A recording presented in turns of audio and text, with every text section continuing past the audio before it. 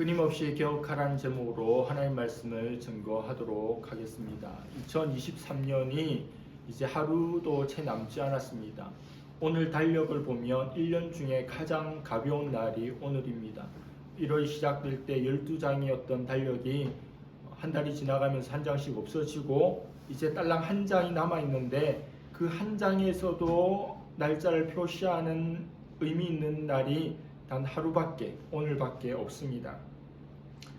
올 한 해 어떠셨습니까? 하나님께서 은혜를 베풀어 주셔서 올 한 해를 잘 살 수 있었고 또 하나님께서 인도해 주실 것을 바라며 내년을 시작할 수 있는 우리가 되기를 바랍니다. 어둠 속에서 웃으며 또 울며 감동 깊게 보았던 영화가 끝이 납니다. 그리고 밝아지고 자막이 올라가서 자리에서 일어나려고 나오려고 하는데 갑자기 영상이 하나가 더 나옵니다. 갑자기 나오는 마지막 영상을 보며 잔잔한 미소를 짓고 또 여운을 가지고 극장을 나옵니다. 너무도 장엄한 오케스트라의 공연을 보고 가슴이 쿵쾅거립니다. 그리고 그 여운이 아직 가시지 않았습니다. 전율이 우리에게 아직 임하고 있을 때 이대로 끝낼 수 없기에 앵콜 공연이 우리에게 위로를 줍니다. 평소 너무 보고 싶었던 책을 구입합니다. 단숨에 그 책을 읽어버립니다. 그리고 책을 다 읽었는데 끝부분에 부록이라는 것이 있습니다. 내가 이 책에 관심을 기울였던 것 중 하나가 이 부록이었지 생각하면서 보너스를 얻은 것과 같은 마음으로 그것도 기쁘게 읽었던 기억이 있습니다. 요한복음 20장 31절에는 요한복음의 기록 목적을 말씀합니다. 예수께서 그리스도이심을 알게 하고 또 그분을 믿어서 구원을 얻도록 하는 것이 요한복음의 목적입니다. 요한복음 20장 31절에 요한복음의 기록 목적을 미괄식으로 표현했다면 요한복음은 20장으로 끝나야 맞는데 요한복음은 21장까지 있습니다. 그 21장은 실패자 베드로를 찾아오셔서 그를 회복시키시고 다시 사명의 현장으로, 사역의 현장으로 파송하는 내용. 그래서 한 사람을 위한 부록이 바로 요한복음 21장입니다. 영화의 끝에 나오는 마지막 영상, 그리고 앵콜 공연, 책 끝에 있는 부록, 요한복음의 마지막 장과 같이 느헤미야의 마지막 이 장이 우리에게 감동을 주고 기쁨을 주면 좋을 텐데 사실 그렇지 못합니다. 느헤미야가 12장까지 지난주까지로 끝났다면 느헤미야는 해피엔딩입니다. 완벽한 해피엔딩이죠. 그러나 13장을 열어보니 동화 속의 이야기와는 그 내용이 다릅니다. 성벽을 재건하고 이스라엘이 부흥하였습니다. 이스라엘이 클라이막스를 찍었는데 다시 밑으로 내려오게 됩니다. 변질되고 타락의 길을 걸었습니다.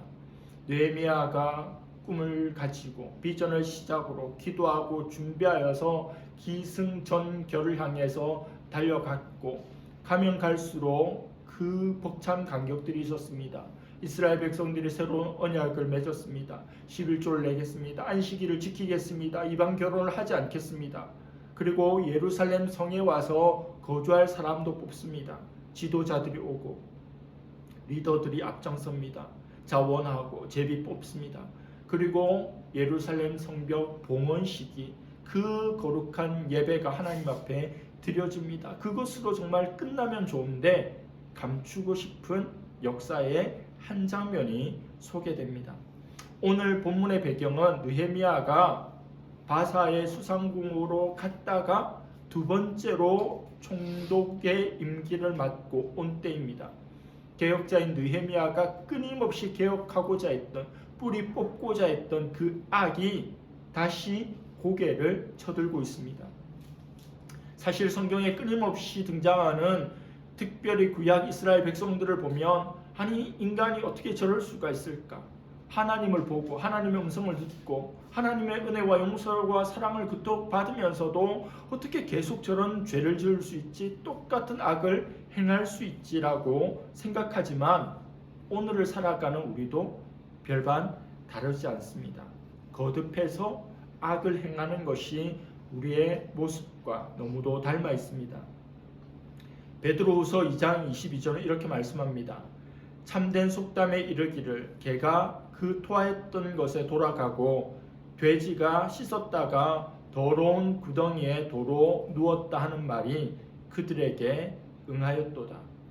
개가 토하였는데 다시 그걸 먹게 됩니다. 돼지를 깨끗이 씻겨놨더니 다시 흙탕물에 뒹굴게 됩니다. 토했던 것을 다시 먹듯이 더러워졌다가 깨끗해진 몸을 다시 더럽게 하는 돼지처럼 악을 짓고 회개하고 또 악을 짓는 것이 반복되는 것이 우리 인생입니다. 교회는 성도는 끊임없는 문제에 직면합니다. 그러므로 지상의 교회는 계속해서 개혁되어야 합니다. 우리 교회, 우리 더불어숲교회, 그리고 우리 교단, 고신교단, 그리고 우리 장로교 교회들은 개혁주의를 표방합니다. 개혁주의의 유명한 문구가 하나 있는데 개혁교회는 끊임없이 개혁되어야 한다라는 문구입니다.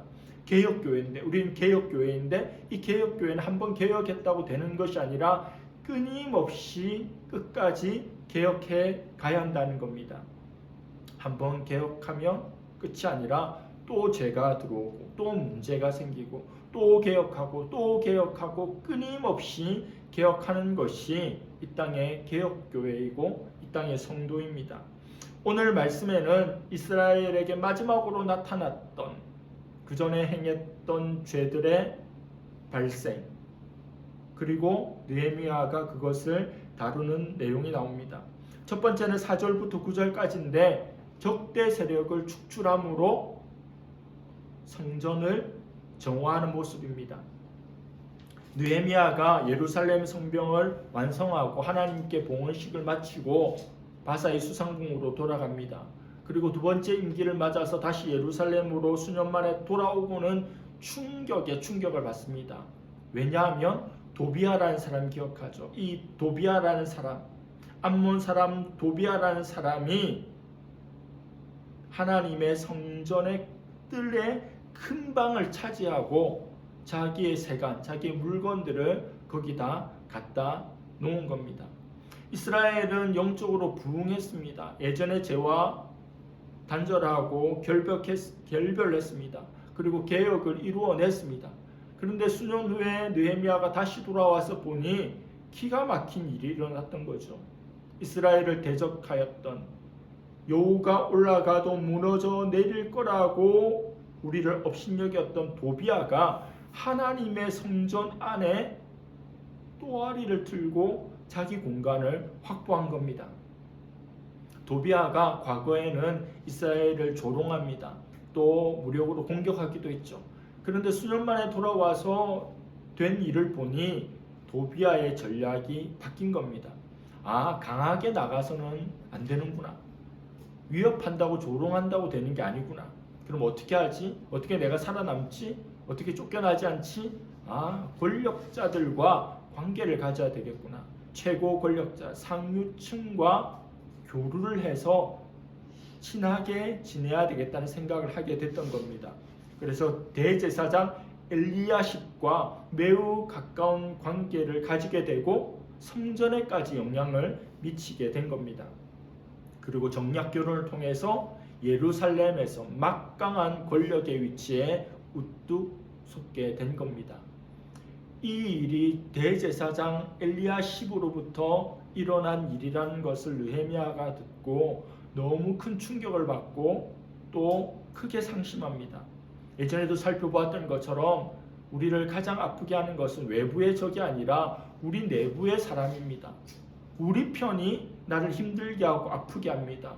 그것도 대제사장이라고 하는 종교 최고 지도자가 이런 악을 저질렀다는 겁니다. 도비아와 사돈 관계를 맺고 제사장 집안이 이 정도까지 됐으니 일반 백성들의 삶은 오죽했겠습니까? 유다 사회가 얼마나 타락했겠습니까? 느헤미야는 매우 분노합니다. 그리고 즉각적으로 행동합니다.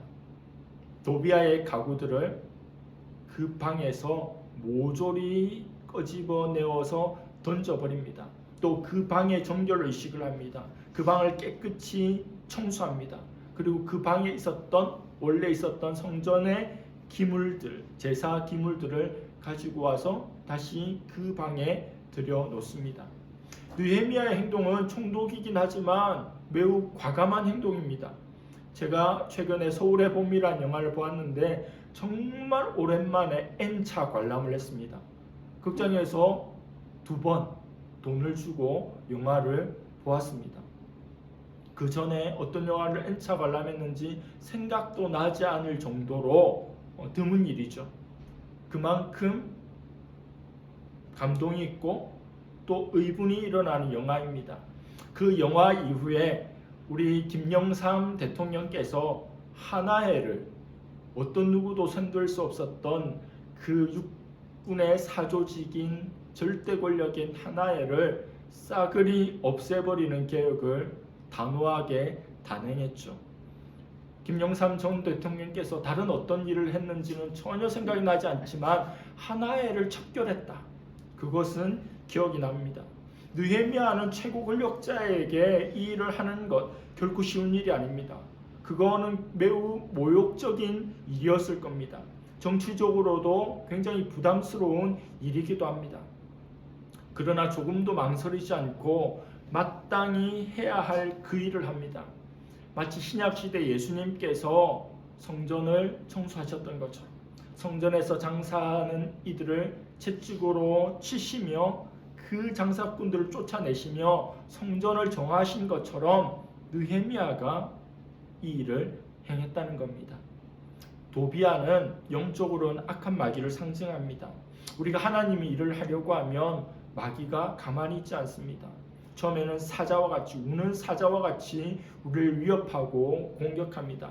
수많은 이들이 순교의 제물이 되고 또 핍박을 당하는 시절이 있었죠. 그러나 그럼에도 불구하고 뜻을 이루지 못하고 하나님 일들이 다 완성되고 안정되면 이제 사탄도 전략을 바꿉니다. 사자와 같이 공격하는 것이 아니라 얌전한 양과 같이 우리 가운데 가만히 거하면서 교묘히 우리의 자리를 파고 들어온다는 겁니다. 처음에는 그 정도는 별거 아닌 것이로 생각할 수 있죠. 가나안 땅을 정복하던 여호수아 시대에도 가만히 들어온 민족이 큰 영향을 끼칠 수 없을 거라 생각하며 기본 민족을 그냥 받아주었습니다. 처음에는 별거 아닌 것 같다고 여기지만 한 번, 2번 허용하고 방관하면 마침내 안방을 내어주는 수치를 당하게 됩니다. 광야를 여행할 때 사람은 텐트 안에 자지만 낙타는 바깥에 이렇게 재웁니다. 그런데 그 낙타가 밖에서 사는 게 너무 불쌍하다고 생각해서 그 낙타의 머리가 들어오게 해준다든지 몸의 일부가 들어오게 해준다면 마침내는 낙타가 텐트 안에 있는 사람을 몰아내고 그 텐트를 다 차지하게 된다는 겁니다. 처음부터 단호해야 된다는 거죠. 미국의 범죄학자 제임스 윌슨과 조지 켈링은 1982년 깨진 유리창이라는 유명한 논문을 발표합니다. 어떤 불량배가 어느 가게의 유리창을 박살냈습니다. 깨고 도망갔습니다. 주인이 아침에 가게에 와보니 가게의 유리가 깨어져 있는 겁니다. 그런데 와장창창 다 깨어졌다면 당연히 갈아야 되겠지만 깨어진 부분이 좀 미미하다고 생각해서 그 정도면 괜찮겠다 싶어서 그대로 내버려 두었습니다. 그런데 얼마 후에 가게 앞에 쓰레기가 하나 둘 생기기 시작합니다. 그러니까 파리가 꼬이기 시작하죠. 사람들이 거기 와서 벽에다 막 낙서를 하기 시작합니다. 온갖 불량배들이 몰려들고 그 앞에서 꼭 싸움을 벌입니다. 손님이 쭉쭉 줄어들고 아주 황폐한 곳으로 바뀌어 버리더라는 겁니다. 즉 깨진 유리창과 같이 작은 부분을 작다고 그냥 내버려 두고 이 문제를 해결하지 않으면 그 작은 것으로 말미암아 크나큰 피해가 온다는 겁니다. 깨진 유리창을 내버려 두어서 거기에 절도가 일어나고 폭력이 일어나고 강력범죄가 일어난다는 것을 어떻게 생각했겠습니까? 우리 심령 가운데도 깨어진 유리창과 같은 그런 도비아가 있다면 속히 갈아 끼울 수 있기를 바랍니다. 내보낼 수 있기를 바랍니다. 두 번째 느헤미야가 한 일은 10장부터 14절까지인데 레위인들을 복귀시켜서 성전을 정상화합니다. 도비아가 어떻게 성전의 방을 차지할 수 있었는가? 이것은 다른 문제의 결과물입니다. 도비아가 사용한 성전의 방은 11조와 레위인들에게 주는 거제물을 보관하는 장소였습니다. 그런데 11조가 들어오지 않고 거제물이 들어오지 않으니까 그 방이 비어있죠. 그러니까 다른 이가 탐내고 그 방으로 들어오겠다는 생각을 하게 된 겁니다. 왜 11조와 거제물이 들어오지 않았습니까? 백성들이 11조 내겠다고, 성전세 내겠다고 하나님 앞에 결단하고 다짐했고 그런 일을 했는데 그게 지속되지 않았던 겁니다. 11조가 들어오지 않고 거제물이 들어오지 않으니 레위인들이 생계를 유지할 수 없죠. 그러니까 다들 먹고 살기 위해서 떠나게 된 겁니다.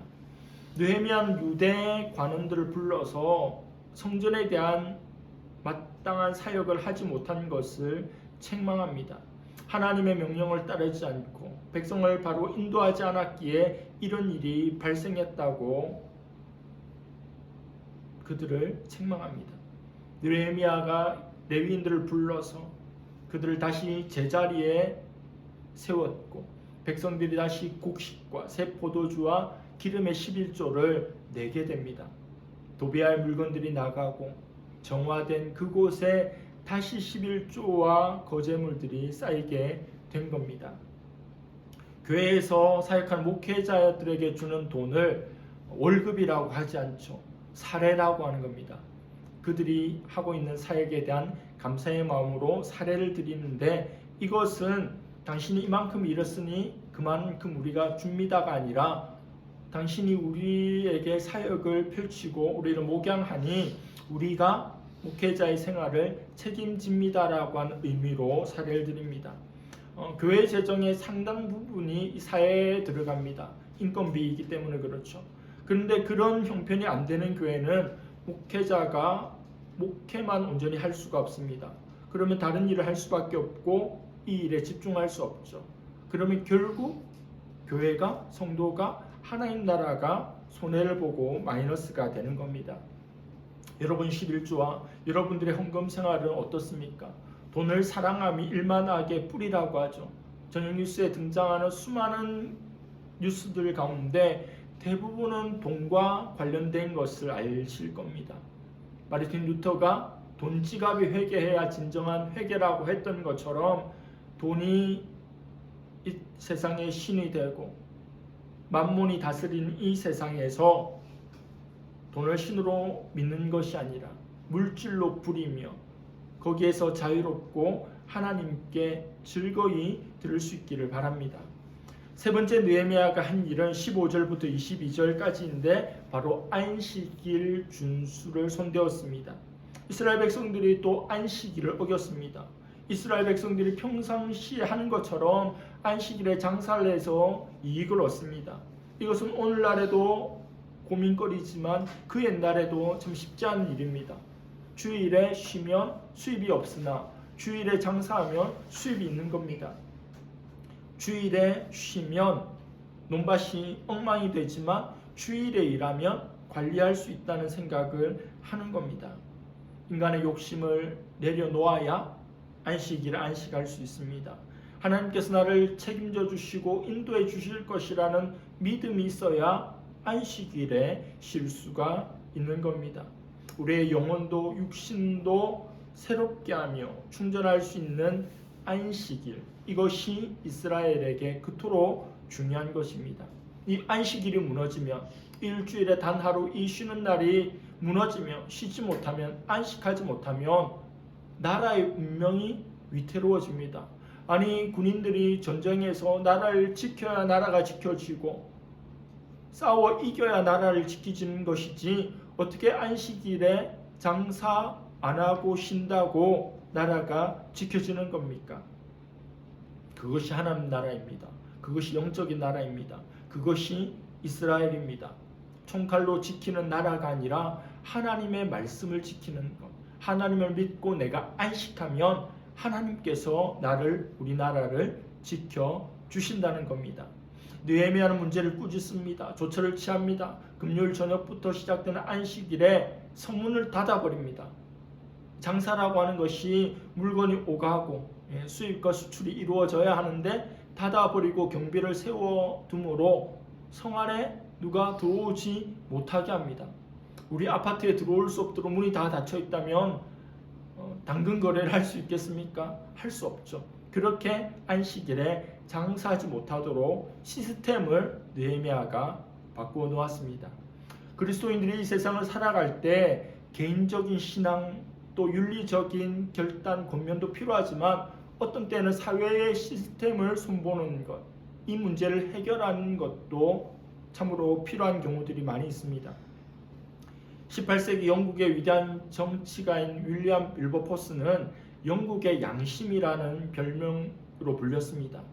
그는 노예 제도의 개혁을 위해서, 노예 제도 철폐를 위해서 싸웠던 인물입니다. 당시 영국의 국가 재정의 3분의 1이 노예 매매로 충당되었습니다. 영국인들이 아프리카에 가서 흑인들을 잡아와서 그 흑인들을 팔아들이는 돈이 해가 지지 않는 나라 영국의 재정의 3분의 1을 차지했습니다. 윌리엄 윌버포스는 성경에 근거하여 노예 제도가 있는 것, 노예를 잡아와서 노예를 파는 것이 잘못이라고 판단합니다. 노예 제도 폐지 법안을 상정했지만 당연히 기각되었죠. 계란으로 바위치기입니다. 그러나 그는 포기하지 않고 한평생 이 일을 위해서 헌신합니다. 윌리엄 윌버포스의 삶은 노예 제도 폐지를 위해서 드려졌던 삶입니다. 무려 56년 만에, 그가 이 일을 시작한 지 56년 만에 정말 한평생이 걸린 그 일이, 그 노예 제도 폐지안이 통과되었습니다. 말이 56년이지 얼마나 힘든 세월을 보냈겠습니까? 얼마나 암살 위험이 있었겠습니까? 그러나 그는 끝까지 이 사명에 집중합니다. 사회가 잘못되었고 법이 잘못되었고 제도가 잘못되었다면 그냥 기도만 하면 되겠습니까? 그냥 나 하나 바르게 살면 되겠습니까? 누군가 나서서 싸워야 하고 이것을 바꾸어야 합니다. 비슷한 예를 들자면 주일에 국가 주요 시험을 치르는 것, 그리고 차별금지법, 이런 것들에 대한 개선을 위해서 분투해야 되는 것이 바로 성도의 삶이며 싸움입니다. 마지막으로 느헤미야가 개혁한 것은 23절에서 31절까지 나오는데 이방인 축출입니다. 이스라엘의 이방인들과 결혼하지 않겠다고 했는데 잠깐 지켰을지 모르겠지만 다시 결혼했습니다. 이스라엘 공동체 안에 이방인들이 허다했습니다.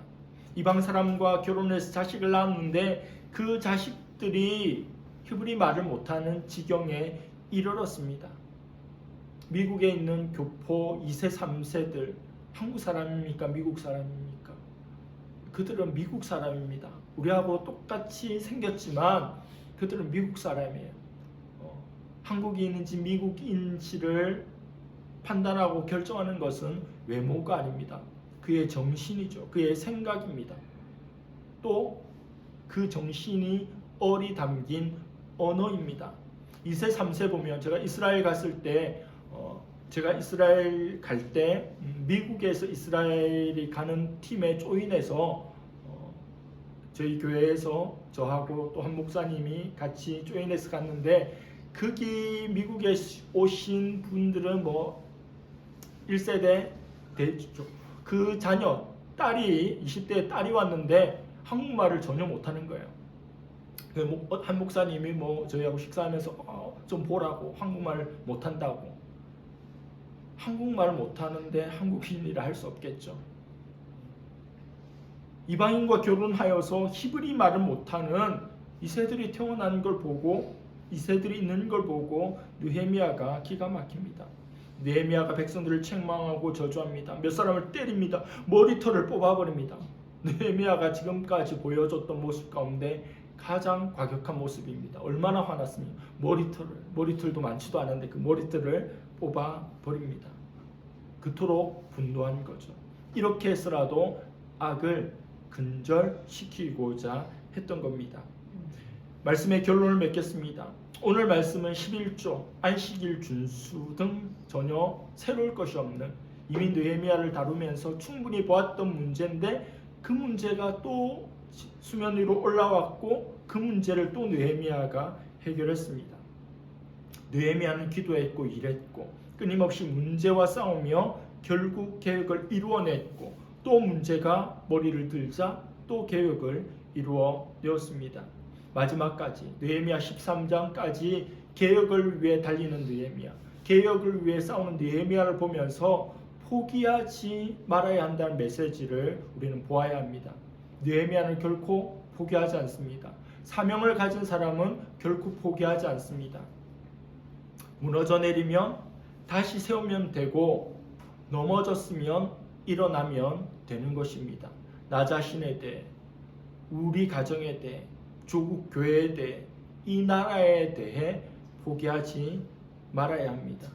나의 기도로 이 나라 살릴 수 있다면 나는 이 기도를 쉬는 죄를 범하지 않겠다고 하는 그 찬양처럼 우리가 소망을 가지고 기도하고 포기하지 않으면 결코 우리는 망할 수 없는 겁니다.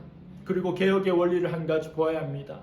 여기서 멀지 않은 양화진에 100주년 기념교회가 있습니다. 그 교회를 목회하셨던 이재철 목사님, 그 목사님에 대한 일화입니다. 이재철 목사님은 제가 신학대학원 다닐 때에도 많은 신학생들이 가장 존경하고 닮기를 원하며 또 그의 강의와 책들을 많이 보았던 개혁의 아이콘인 목사님입니다.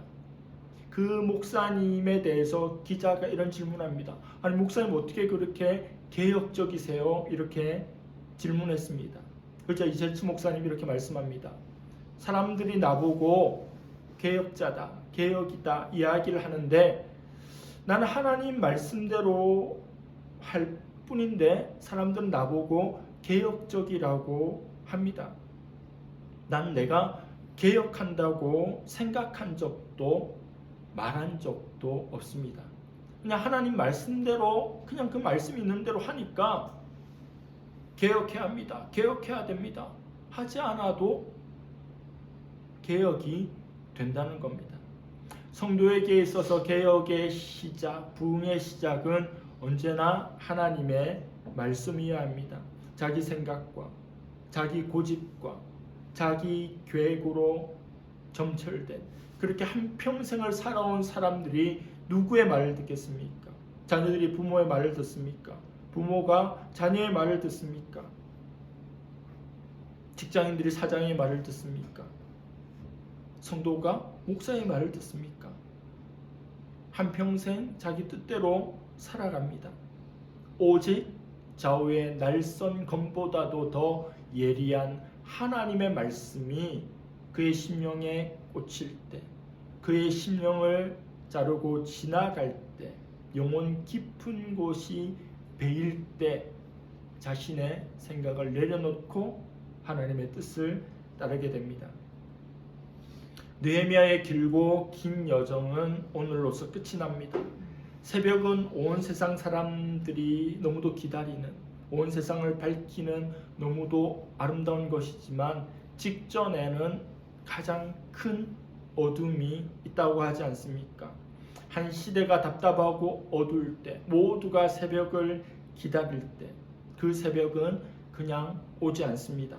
하나님의 부르심을 받은 사람에 의해 준비되어야 그 새벽은 오게 되는 겁니다. 그 새벽을 준비하는 사람은 어떤 사람입니까?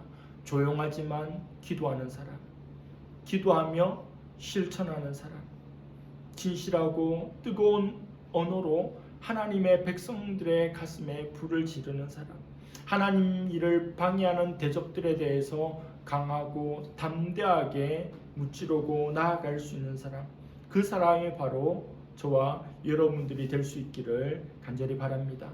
기도하겠습니다. 하나님 아버지 감사합니다. 지난 3개월 동안 느헤미야를 묵상하고 살펴보았습니다. 하나님 그에게 비전을 주셨고 느헤미야는 그 비전을 붙들고 울며 금식하며 기도하며 준비하며 마침내 그 비전을 이루어냈습니다. 예루살렘 성벽이 무너지고 그 속에서 수많은 이들이 슬피 울며 고통을 당하였는데 그곳이 기쁨의 성읍이 되도록 성벽을 재건하고 하나님과의 언약을 새롭게 하고 또 결단하고 다짐했던 느헤미야의 말씀들이 기억납니다. 그러나 다시 무너져 내렸고 다시 범죄하였고 다시 악을 행한 그들의 모습을 보며 이것이 바로 나의 모습인 것을 또 한번 생각합니다. 그러나 그대로 머물러 있지 않기를 원합니다. 무너져 내린 곳으로 또 쓰러진 그 모습 그대로 있지 않기를 원합니다. 다시 분연히 일어나기를 원합니다. 기도하며 준비하며 하나님 말씀 붙들고 사명 바라보며 힘써서 달려갈 수 있는 우리 모두가 되게 하여 주시옵소서. 감사드리며 예수님의 이름으로 기도드립니다. 아멘.